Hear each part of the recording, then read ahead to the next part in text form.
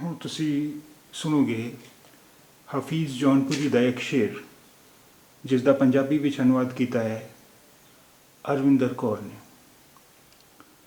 कैद में इतना ज़माना हो गया, अब कफस भी आशियाना हो गया। कैद में इतना ज़माना हो गया, अब कफस भी आशियाना हो गया।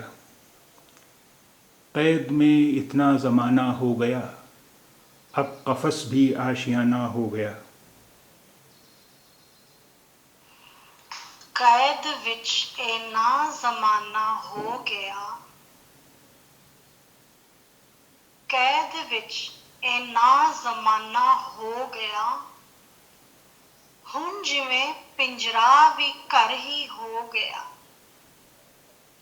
हुण जिवें पिंजरा भी घर ही हो गया।